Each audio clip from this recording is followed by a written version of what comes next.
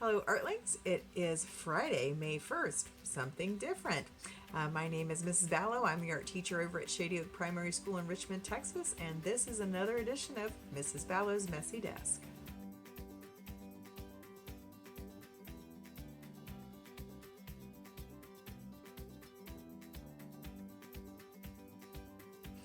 Let's see here, this way.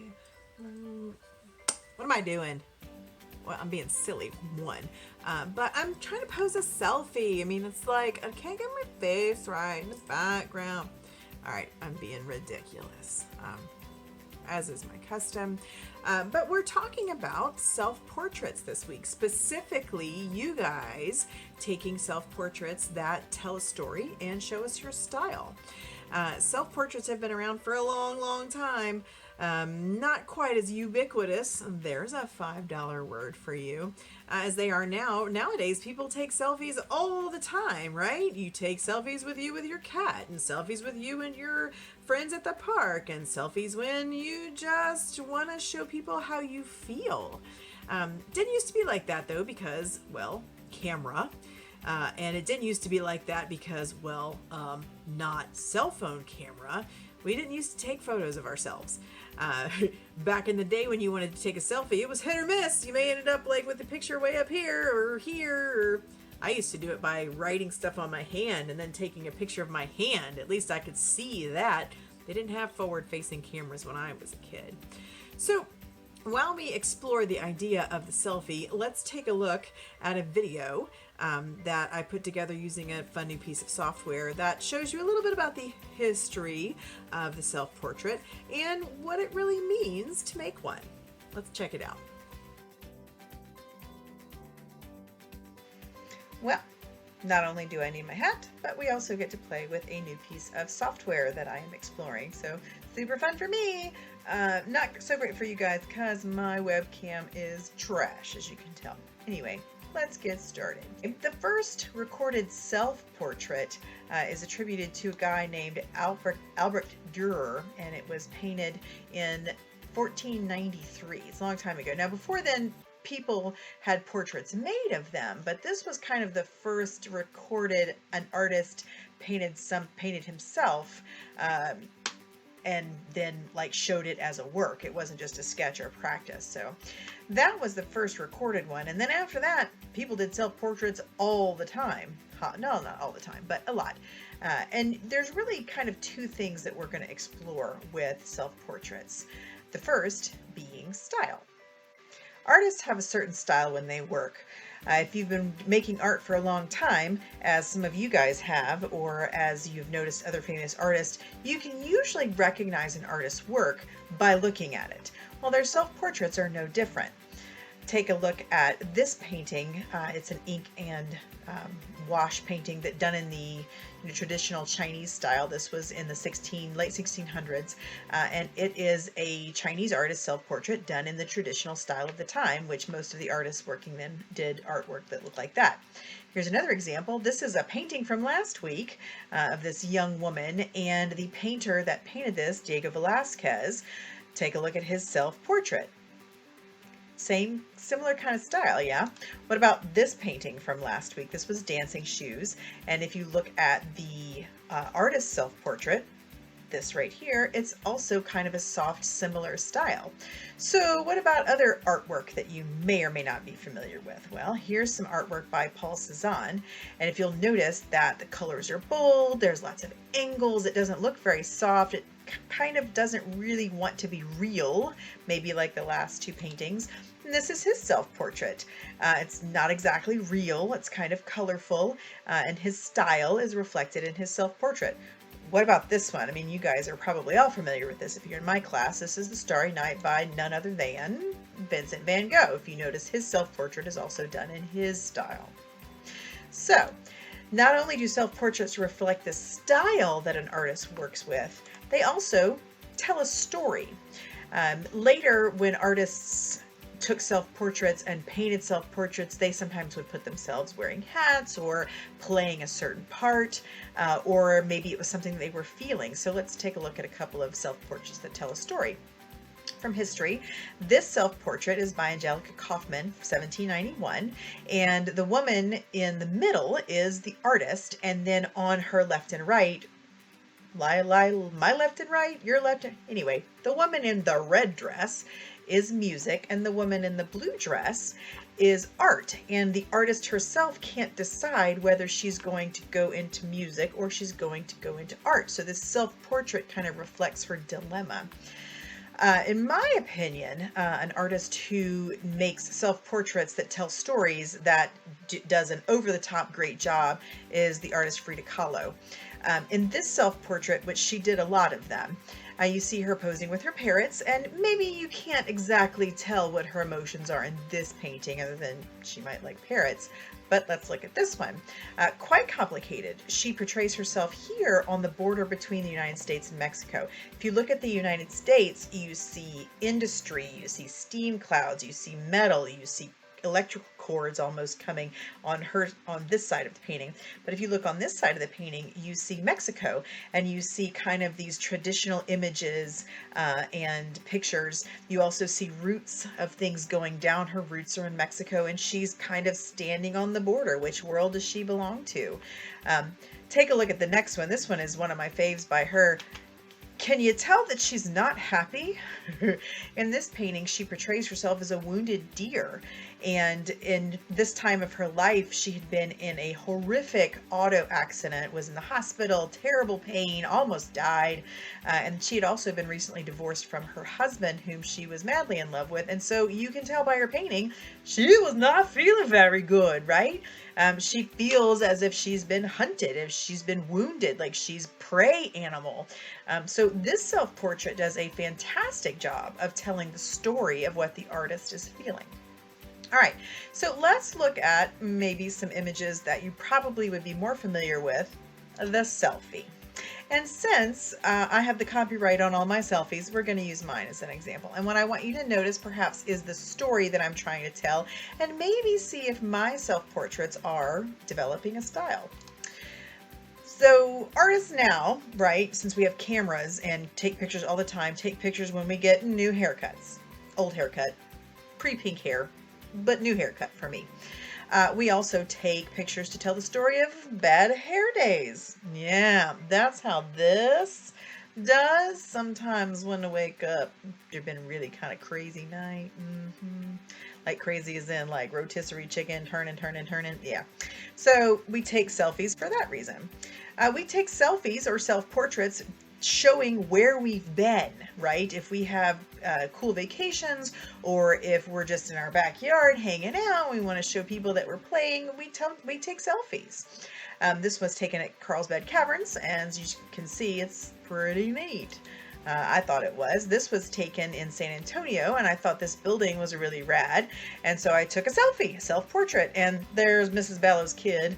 You may recognize her with the hat, and she decided to be in the self-portrait. This is an art car. I thought it kind of looked like me. What do you think? Maybe? So I took a selfie, a self-portrait, right, of me in the art car. This one was at the Museum of Fine Arts, Houston, and that is a quilt, y'all. It was enormous, and I was so impressed. So I took it. You can see my eyeballs, like, whoa. So I took a selfie. Have you noticed my style yet? Are you getting the style of the selfie? Let's see if we can figure this out. This is some cool artwork I found at a park, and I took a selfie. My selfies are doing what? They're pretty much just my eyeballs. When I started taking selfies, I never could get that face quite right, the duck face. I still can't quite get it right. So I decided not to even try. So my selfies you will mostly see from here up with lots of eyebrows. I think I have a thing about eyebrows. Maybe. So my stories are what I tell in my pictures, and my style is how I take the pictures. So I guess you could say that my stories and my style are kind of colorful, a little silly, and a little messy sometimes. Well, if you look at my artwork, and here's some examples of things that I've done recently, it's a little silly, right? A little abstract, right? That's a piece that I did 2 years ago. And colorful, kind of messy, Yeah. So here's another example, colorful, kind of messy, a little abstract. So what you see in my selfies is that, I go back to this one, is that my selfies and my self-portraits are sometimes a little abstract, it's a little silly, and quite colorful. So I ask you, what's your story? What's your style? How can you take self-portraits that tell us who you are, what you like, and kind of give us insight into your style? Are you super serious and refined? You would never wear a cheeseburger hat, right? Or are you a tad bit silly, like this? Or are you funny? Do you laugh? Just tell us your story and give us a style. All right, let's go back to the other video where the camera's a lot better. Your challenge this week is to create a self-portrait. 1, 2, 5, 10, I don't care. But I'm really looking for just one good self-portrait that tells us a story about who you are, what you like, things you like to do, your favorite pet, what your life is like. Include those elements in your story and take the picture in a style which reflects the way that you are. I, as you saw in the video, am a little messy and sometimes abstract and kind of silly, and my self-portraits tend to look like that, along with my artwork that I create. And so the idea is for you guys to create a self-portrait that reflects that. Now, do you have to take a photo? No. Do you have to just take a photo? No. You could take a photo and augment it with some drawing or some painting, do some collage, or you could take a photo and digitally edit it. Oh my goodness, there's so many digital editors out there. Just your photo editor on your phone or tablet does a great job. If you're a Shady Oak artling, you need to send me your portraits because we're doing a virtual art show. If you're not a Shady Oak artling, I would say still try this out. It's super fun. You can take these self-portraits and include them in presentations that you do. You can use them as your headshot. When people do presentations and speak at places, they usually include a headshot. The one that I use when I go to conferences and do teaching engagements is the one of my head right on the blue background, the little square. People remember it. It's a pink head. That's about all you need to remember me is my big pink head. So you can, if you're a Shady Oak artling, send pictures to me via email. You can also talk about your selfies on Flipgrid. You can share them on Instagram and on Facebook. Just tag me at the Art and Makerspace. No hashtags this time. We're not doing a challenge, but I'd still like to see what you're doing. If you know what you're doing, get out of here. Goodbye. See you later. If you'd like me to show you a little bit about how I like to play with my photos after I've taken them, stick around and I'll show you a little bit more about photo editing and using apps and photo editing software to change your photos. So that's it. Go goodbye and stick around. Or don't. Or do. Or don't. It's your choice. Okay.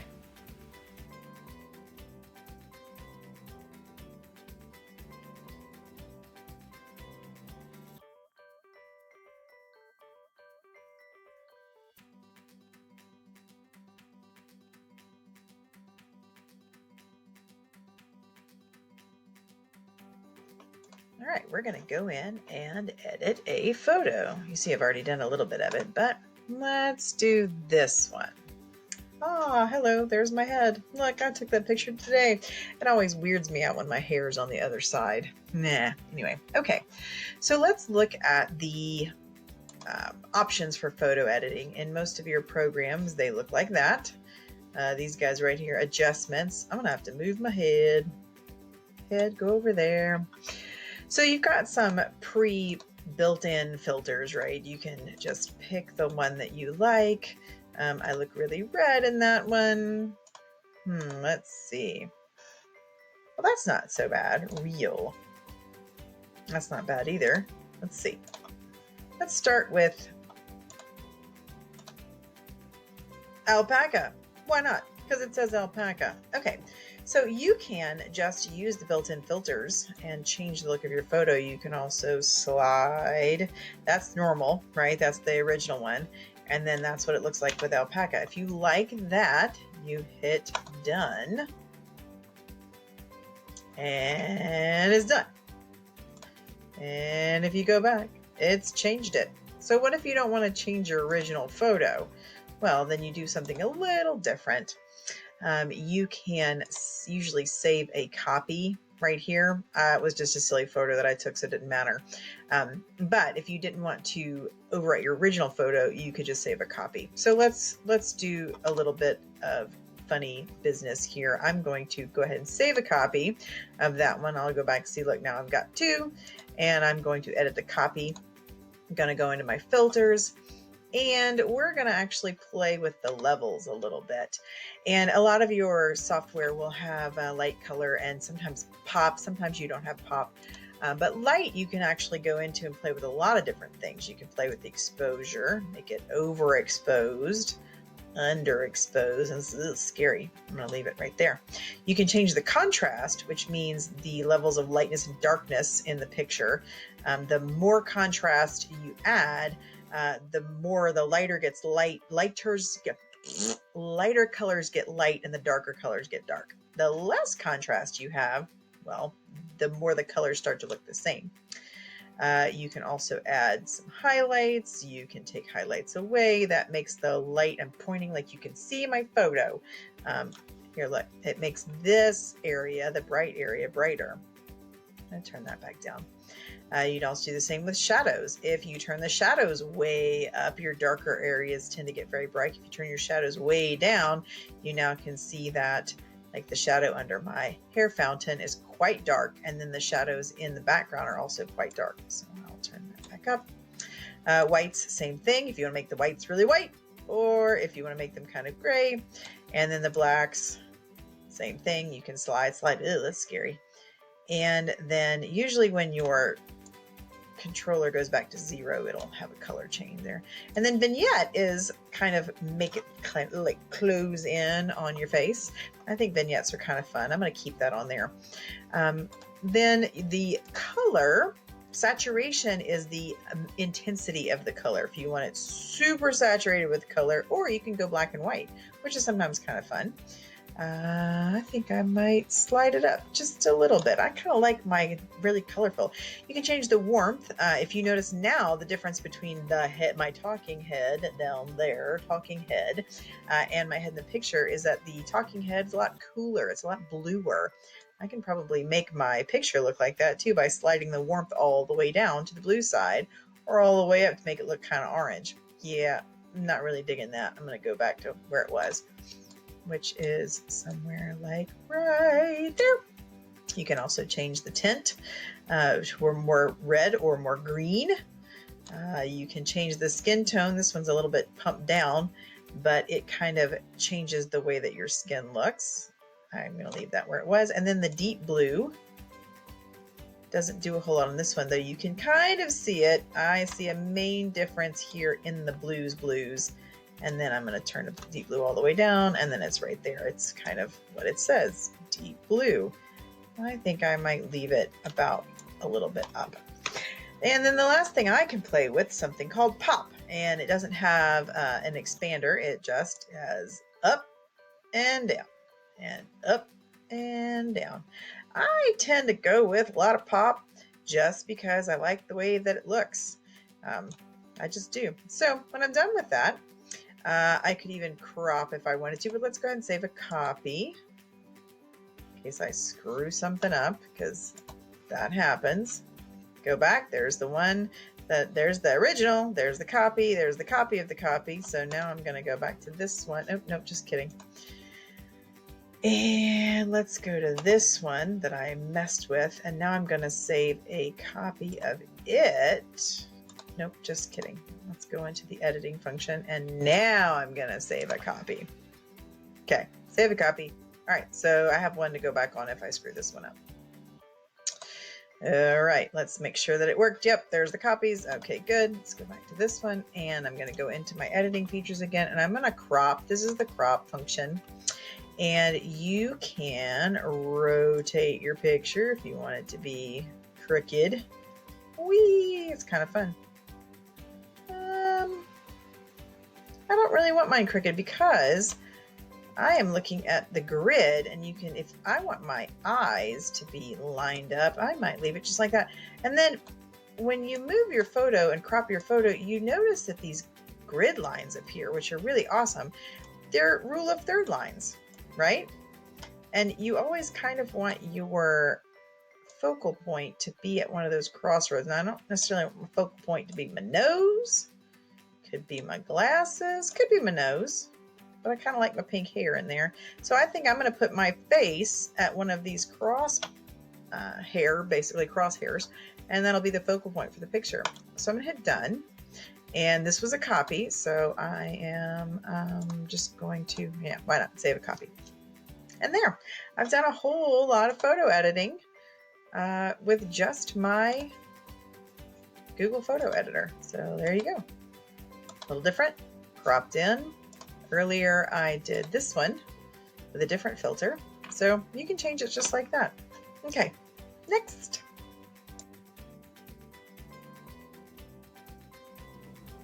So now we're going to edit this same photo in an app like Messenger Kids, which is what we're using. So we have the kitty to help us here. You might hear him purring.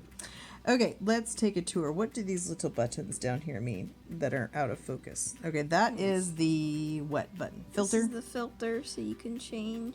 Oh, I need a different picture then, don't I? Okay, much better. That's the right orientation. Okay, now let's do the stickers. I mean the filters. Yeah, those things. So some of your apps have these crazy built-in filters. I like the one with the kitties. Go to the... No, it's the other way. It's the other way. Oh, it's the no way one. It's the no way one. Look at the no way one. Yeah. Yes. Yes. That's one of my favorites. I don't know why. Probably because it has kitties. Oh, that was kind of fun. Yeah. I dig that. Hello? All right. Pick one. Not that one. Wow. All right. That's okay. I can play with that one. Okay. What else can you do? You can add text. Rye. I don't know. I just went like. How about dude? Because I say that a lot. Dude. There's a kitty tail. Yep. Dude. All right. Can you change the font? I don't know. Dude. Change the color. How about not have a dude mustache? Oh, orientation. Oh, click the A button up there at the left. A, that changes. Oh, that's just the background. Okay, well, whatever. I kind of like that with the background, though. All right. Yeah, let's give myself a dude mustache. All right, we're done. Yeah, let's move dude. And can you twist it? I bet you can. I bet you can make it bigger. Oh, fun stuff. Yeah, you can just cover up part of the sticker. That's a cool idea. Like it. All right, what else can we do? We can add, crazy stickers. Okay. Can give myself even crazier hair. Afro, and then you can delete that. Oh yeah, delete it if you don't want it. Okay. What is that? A nose? That orange thing? Yeah. I have no idea. That's wackadoo. Dinosaur face. Dinosaur mouth. I could have a dinosaur mouth. That looks kind of dumb. It does look kind of dumb. Okay. What else? Sunglasses. Headphones. Yeah. Ooh, keep going. Pixelated weird stuff. Oh, coffee. I need coffee. Yes. Right now, in my mouth. Coffee. That's tea, I guess. It's got a tea bag. Okay. What else can we do? You can also... Yeah? And I just figured this out, like, if you want, say, eyeballs. Okay. Oh, it's a brush. It's like emojis everywhere. And then you can undo it. Yeah, let's undo. Oh, that's a special button. You can undo it with the button. Undo it with the button. All right. So you have brushes. You can draw on it. You can like go in all the way here. Go like down here. Different colors. Up. Lots of different. Oh, lots of different colors. And then Okay. You got your neutrals. Yes. Oh, and undo. Yes, always good. And all right, write something for me, and then we'll save it. And you can change the size. See, it's like Oh, is that how you do that? like really big, You just click it. small. Like those are your 4 sizes. That's amazing. Dude, with You wanna T go and with Space your- Aliens.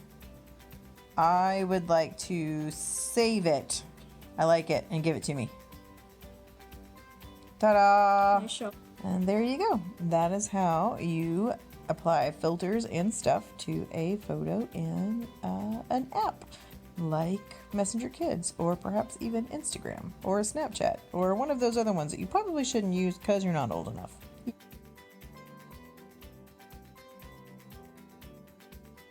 I am going to show you guys how to do some editing in a graphic software like Photoshop Elements. I have already done a little bit, but we'll go through the process. So this program works on layers. You can create multiple layers in one document, but for our purposes, this is the original photo that I was playing with. I'm going to make a copy so I can mess with it and still have the original. I'm going to put the original way down here. And then I'm going to mess with the layer at the top. Okay, so what you can do in a program like this is you can apply filters, which are super fun. I'm going to just click one. Yes, I would like to simplify the layer. These are really crazy. You can add all kinds of stuff. They change the texture, make it look like sponge paint, to make it look like you were drawn with pastels, to make it look like you were drawn with a smudge stick, or even watercolor.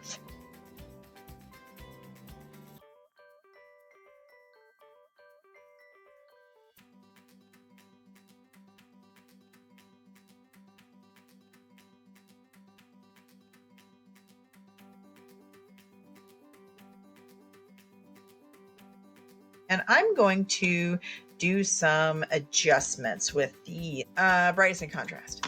If I wanted to make the whole picture brighter or maybe duller, I like playing. I usually pump the brightness a little bit, and then I like a lot of contrast. So your lights become lighter, your darks become darker. This end of the spectrum kind of washes it out. I usually, when I'm making stylized photos, I really dig a lot of contrast. It's like, sometimes it's called pop in your photo editors, and you slide it around until you like it. And then that's kind of fun. And then I can go in, and this is where it gets really crazy. I can adjust the whole type of color, hue and saturation. So this is a hue shift slider. And when you slide it left and right, your whole hue of your image changes to be tinted or shaded something. I don't really want to be a crazy blue person right now, so I'm going to leave it pretty much in the middle. I can bump the saturation up, and that makes all the colors just more intense. Or I can bump it all the way down, take it all the way out, and it'd be black and white. So maybe I'll bump it up just a little.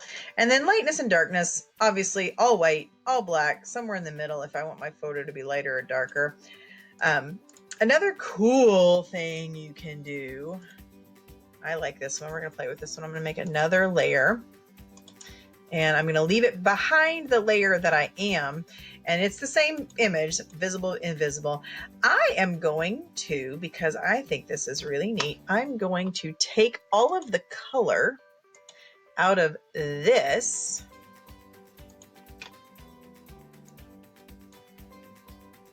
And I'm going to make it, no, I'm going to leave the brightness the way it is. I'm going to take all the color out of this image, and then watch. I am going to use my eraser tool and make it kind of big and kind of big. And I'm going to, whoa, that's way too big. I'm going to erase the black and white portion of me. And since the image underneath is colored, it will show through colored.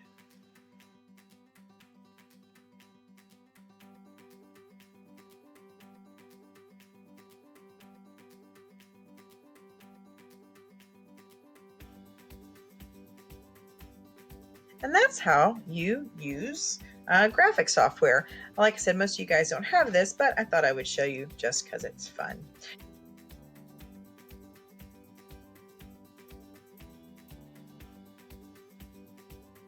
And that's it. I hope you learned a little bit about photo editing and what the sliders in your photo program can do for you. I hope you learned a little bit about taking self-portraits and selfie style and what that means. What stories do you want to tell, and what style do you want to do your portraits in? Artists have to think about these things when they're going out into the world. Until next time, I hope you have a great week, and that you try really hard not to annoy your siblings or yourself or your cat or your parents or whoever you're stuck at home with. I hope that you get outside. It's really nice right now. I know in Texas where we are, it's not quite so hot yet, which is really good. In about 3 weeks, it's going to be too hot to go outside. So enjoy it while you can, and keep making art. And it doesn't have to be what we did today. Just make stuff. Get better at stuff. Learn stuff. For Pete's sake, learn something, right? All right, see you later.